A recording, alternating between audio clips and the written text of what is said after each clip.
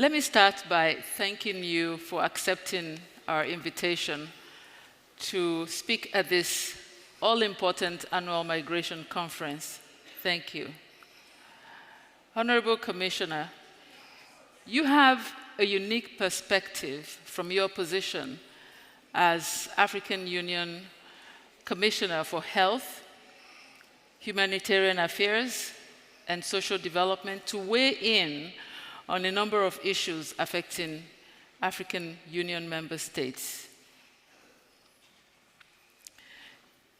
Particularly when you look at the topic of this session, which is migration and displacement dynamics.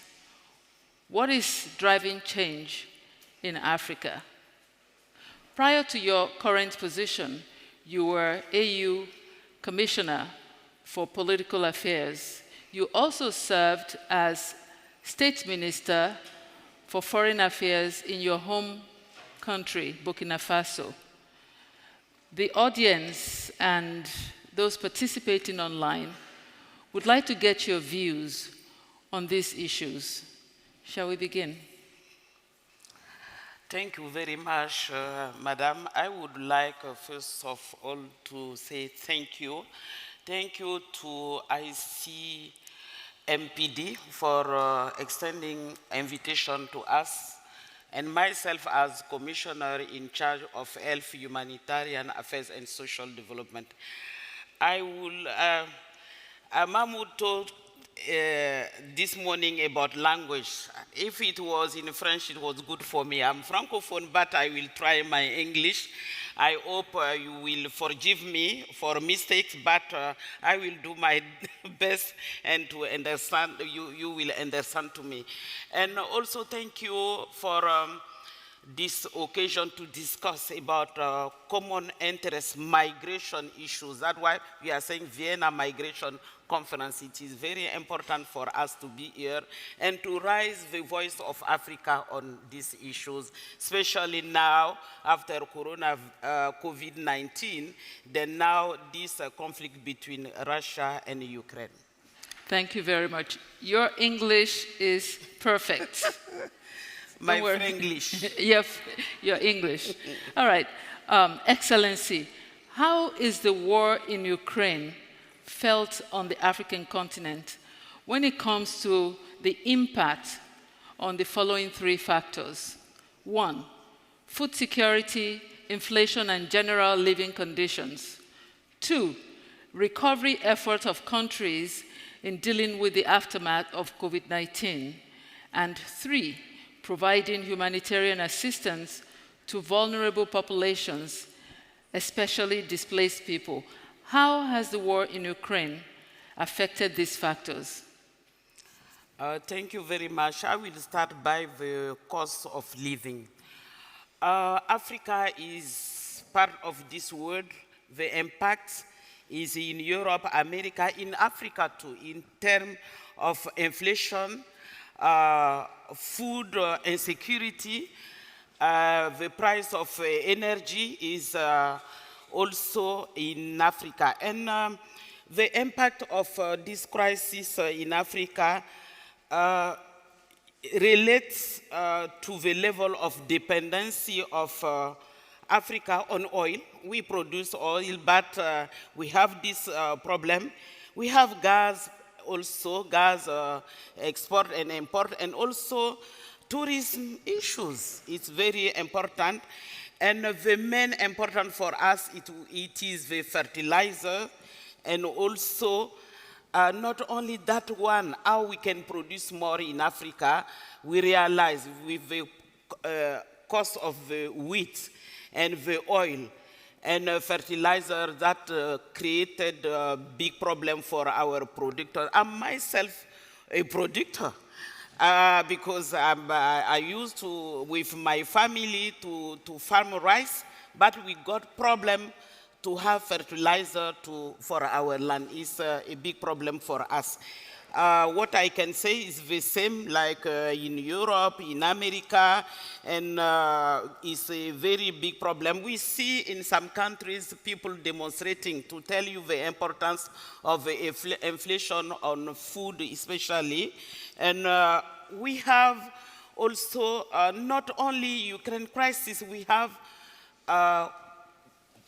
part of this problem, climate change. I was happy to listen to the first panel about climate change. Climate change, 4 times compared to conflict. That one is a lot, and we have problem also to add on the Ukraine crisis. We have the issue of climate change. We have some countries is rain, like I come from Zambia, come back from Zambia 2 days ago. They have both situation, floods and drought.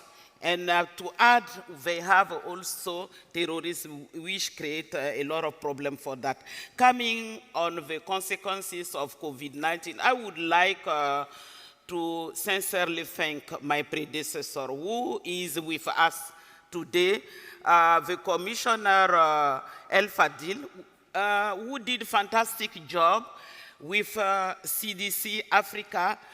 I can see we did a job, we were impacted like over continent by coronavirus, but if we compare to others like Latin America or Europe, we lost people, but it's less than others. It was important. We couldn't do that one without a CDC Africa and the engagement of the commissioner.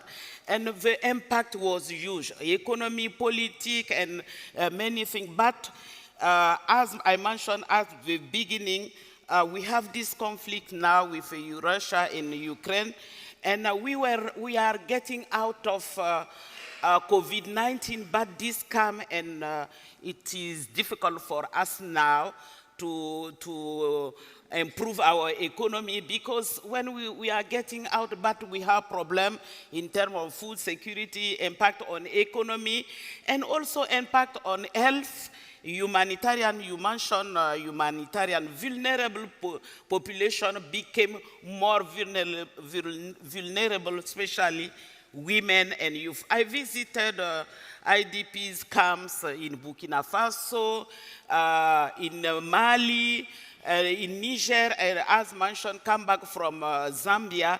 We realized that there is impact, Ukraine-Russia crisis and COVID-19 on humanitarian situation. That's why we try to find African solution to African problem, and we organize to see how we can help these vulnerable people, displaced persons. We organize Malabo Summit and pledging conference to see how we can find solution. We have declaration, and we are implementing.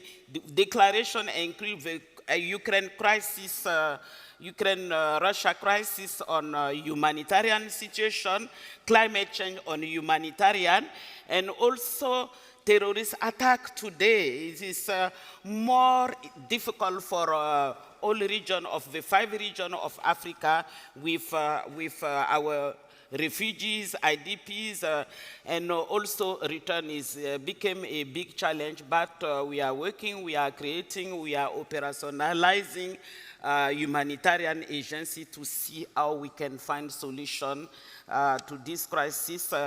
And we have conflicts. That's why we were not thinking. We organize how to silence the guns. We are working to find solution on conflict, but the one we cannot do and impact on humanitarian is climate change. Climate change not depending on us, but I see this morning we are the more impacted by this situation, climate change. It is very important for us to work on these issues, and we are doing so. These are my comments on the 3 items concerning Ukraine crisis, on humanitarian, COVID, and food insecurity in Africa. Thank you very much, Honorable Commissioner. What I'm hearing is that already we have a vulnerable situation where countries are just coming out of the COVID-19 effects, and then you have the impact of the war, which is, of course, being felt in faraway places, including the US, Europe, and, of course, Africa. Excellency, does the impact of the Ukraine war already have any consequences on migration and displacement patterns within and outside of the continent? And there's a second part to that. Is there any change in migration and displacement dynamics expected in the near future due to those factors? Thank you very much. Yes, Ukraine and Russia crisis has impact. You know, we have our student in Ukraine. I would like to thank European Union and our partner who assisted our migrant in Ukraine to help them. But we were facing some difficulties with our student, but if I have to say something about it, we don't see impact of Ukraine and Russia crisis in migration in Africa. The root causes of migration in Africa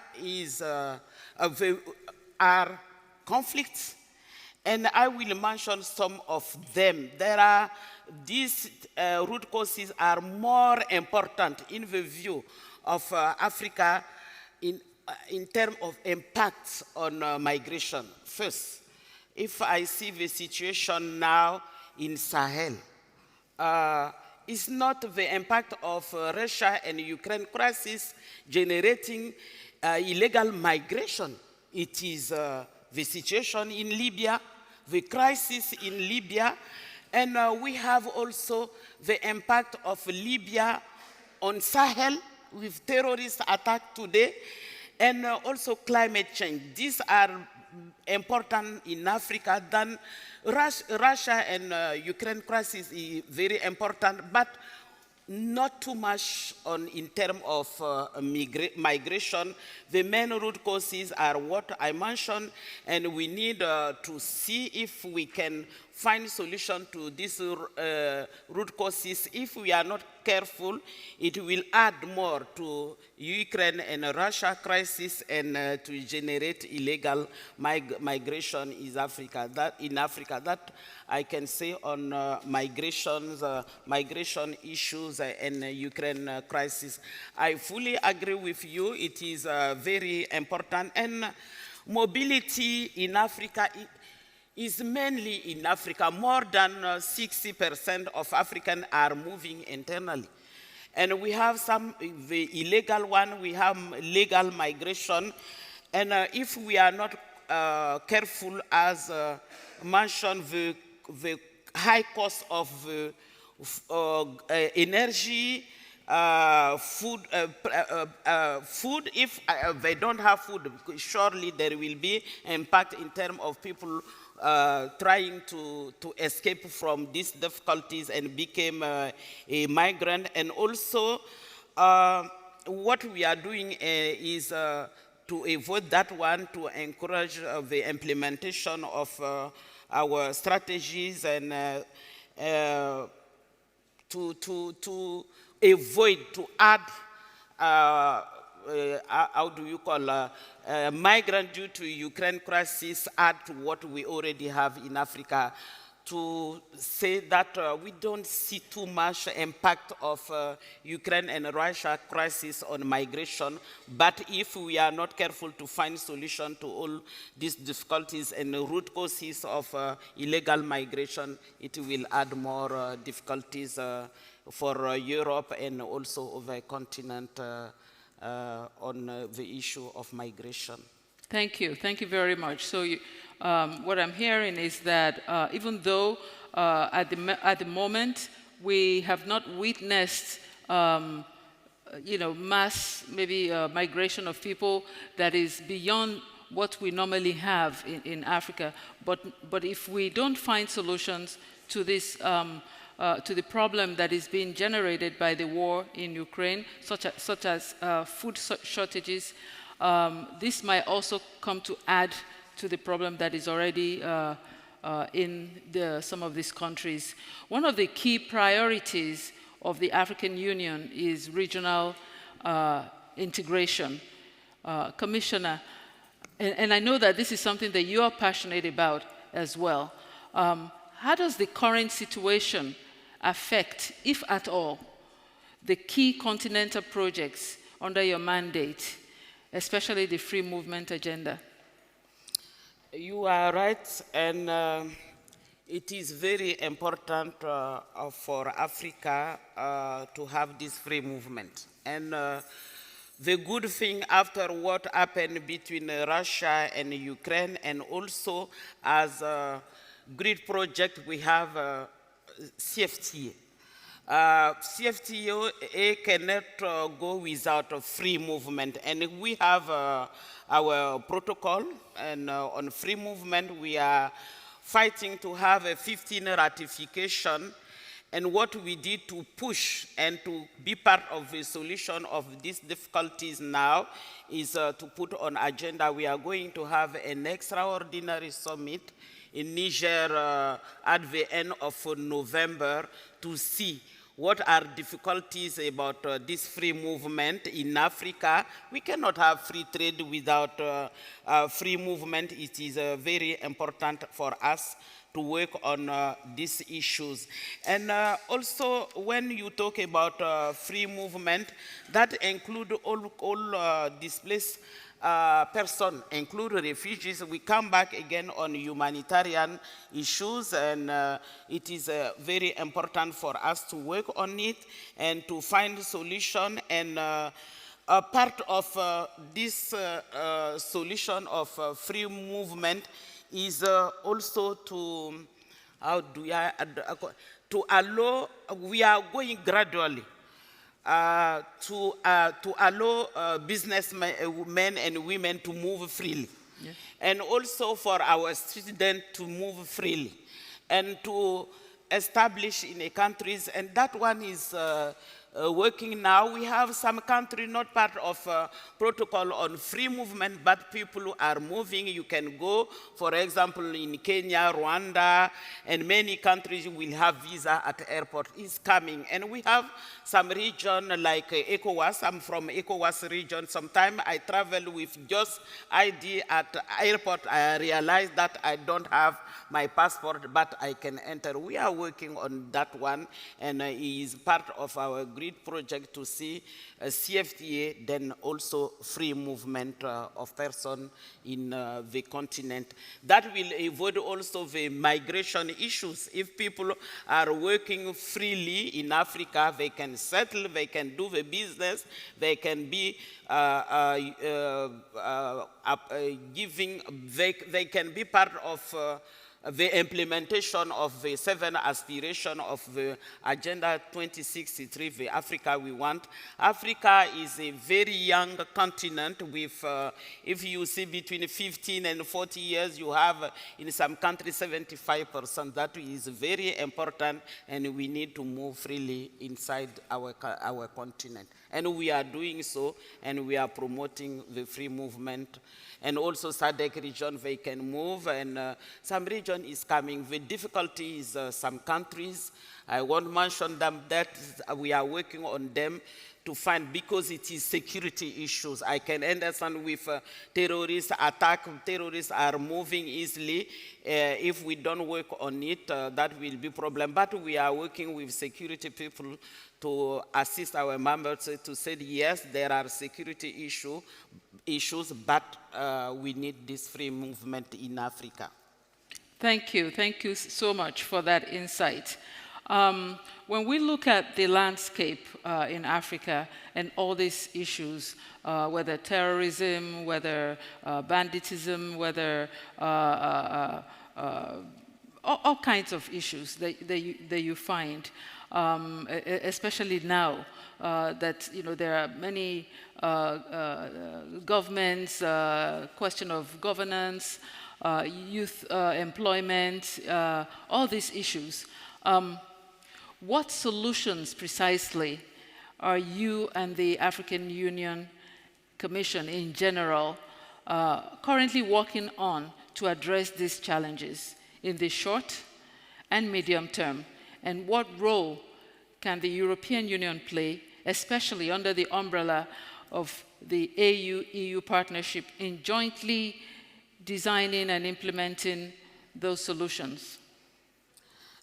Thank you very much. We are all, I will reply with what African Union members are supposed to do, what we're supposed to do with our partners, and finding solution to this issue of forced displacement, and I include migration in general. As African member state, in short term, we are working with all our member states. We are insisting to tell them, we are with coronavirus, we are virtual meeting, we have we have conclusion now. We need to go for action. And we explain our member states, we need action. That's why we organize this pledging conference on forced displacement in Africa. It's enough having this meeting, talking, what can be the action? And the action should start by ourselves, member states, how we can find solution. And also, I mentioned the protocol on free movement. We are sensitizing. We were with ICMPD in Ghana to see how we can work to find this 15 ratification. We are sensitizing. We are talking with our member state. We are going to have a champion to push to have this ratification. And also, we have our African humanitarian architecture. I mentioned the humanitarian agency. I'm sure we have our internal situation for adoption of document. We are going to launch our humanitarian agency in due course. It will be next year, the next summit, if the will of God. But I will insist on also international aspect. We have a continental one, we have region, but we have international. We need also to implement the global compact on migration. We have two compact, migration and refugee. We need to implement that one also. And I forgot to mention something about, you talk about the food. We have a team taking account of the difficulties now in the world with Russia, Ukraine, with COVID-19. Head of state decided to think about how we can talk about nutrition, how we can find a solution is the team. Because we have a big meeting now in Addis Ababa about this implementation of the team of year on nutrition to see how we can improve the situation of agriculture. We have a Malabo declaration saying that our member states should put 10% of budget for agriculture. We are working on that. And also to encourage our member states to consume what we are producing. Are we obliged to eat wheat bread? No, we have cassava. We can do that one. We are working on that one. This is African Union. And also, we have on migration issues, and I would like to thank partners. We have three centers, three important centers on migration. We have a center, Continental Operational Center in Khartoum, which is very important. We already recruited the director. We are going to operationalize that center. We have another one, Migration Observatory in Morocco. Also, the director is appointed. We are already operationalizing this center, and we have the last one, African Migration Study Center in Mali. These are our side, and we need the support. Now I'm coming to partners in this is short term, but in the short term, we need also the support of our partner to operationalize quickly this center. That will help us to to have our migrant in Africa to contribute to build the Africa we want with all our young people. In midterm, we take advantage, and we are working on alternative sorts of energy as Africa.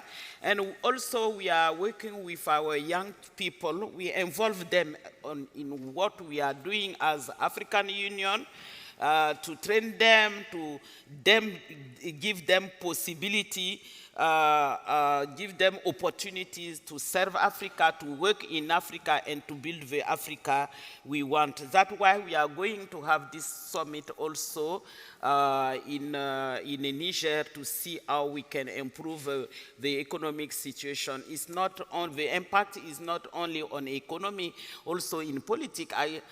You mentioned I was Commissioner of Political Affairs. It was the fight. Some countries were trying to postpone election because of coronavirus. We said yes. We organized meeting and said yes, it's very important, yes, but postponing is not the solution. And we encourage them. I was in many countries. We teach them how to have masks, and you are in a queue to avoid corona in that country. Is very, very important. And what can be done jointly? That one is very important for me. And I appeal to our partners. It's not every time about giving money or share experience. How people are moving inside Schengen. We have our free movement, how we can share experience in moving freely in Africa, and based on the experience of European Union countries, and also the movement of goods and mobility in general. This one is very important. We need shared experience. We need also to strengthen cooperation on migration governance. This one is very important for us, how we can address the irregular migration. That also appeal to us to see how we can implement. That one is not coming for me speedily. It's the implementation of summit between the European Union and African countries. February, we were in Brussels. We have this meeting. We have declaration, how we can focus on the implementation of that declaration together. And also for me, something important is the promotion. Promote equitable responsibility and burden sharing in international protection. That one is important for us, and we can work together. I will come back again on, we have a document, we have these two global compact on migration. We have also compact on refugees. We need also something, for me it's very important, beyond European Union and Africa. We need continent to continent to strengthen cooperation, to enable us to work together on key priorities. We can sit together, have key priorities, how we can implement and focus on these priorities. We need also the engagement, as I mentioned, continent to continent. But we have our priority. We have remittances. We have a center in Kenya, and also work with our diaspora. Diaspora is very important, and they can contribute. They can be engaged. How we can work with this diaspora, and also information sharing. If you don't have information, you cannot implement what you want to implement. That one is very important. And the AU-EU collaboration, I insist, because that one is very, very important for Africa, how to find a solution in Libya. If we don't find a solution, it will be more than the impact on Africa is huge, because I see now with this crisis in Libya, guns circulate, And we have crisis now in Sahel because of Libya.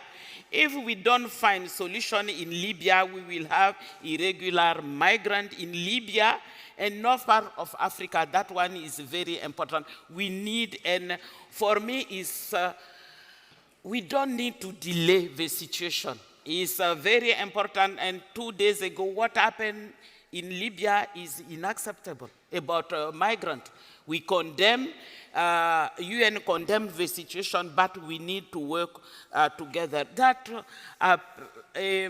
when I was commissioner in charge of political affairs with my sister El Fadil, we have the last meeting of the task force in New York. I don't remember, it was 2019, something like that.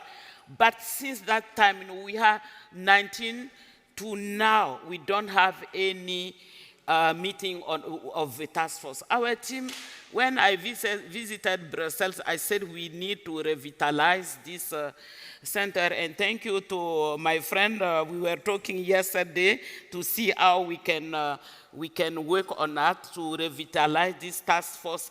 And I insist on something, the leadership of Africa. Libya is in Africa. We need leadership on it. And Libya is Africa. The consequences of a war in Africa is on our countries. I'm from Burkina Faso, but I cannot go anymore in my village because guns come from Libya, impacted all the region, terrorist attacks in daily basis. If we don't find solution, it won't be Russia, Ukraine consequences on migration. It will continue with Libya if we don't find solution. That one is very important. If we find solution in Libya, we will cut the issue of migration coming in Europe. And that one is very important for me. Thank you. And to finish, we need to address the root causes. Root causes of migrations, conflict. I already mentioned we need support, how we can find some time. It's difficult for us to engage stakeholders of conflict. We need the support of European Union and partners to help us to find a solution. Climate change also is very important. I already mentioned the situation in Libya. I won't forget governance issues. These are some. Thank you. Thank you so much. Thank you so much. We will need to take some time to really process all of this that you have shared with us, this insight. Thank you so much. It's really well appreciated. Thank you.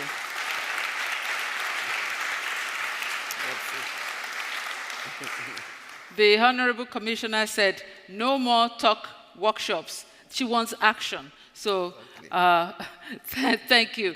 I'm not sure that we have, that we can take 1 or 2 questions because the time is up. So we will move on, but the commissioner is still around. You can engage her. And I think maybe at the end of the next session, there might be an opportunity for her maybe to say something. Thank you very much. And we have come to the end of this session. I'd like to hand over to my colleague, Ralph Gnetsky, so that he can moderate the next session. Thank you.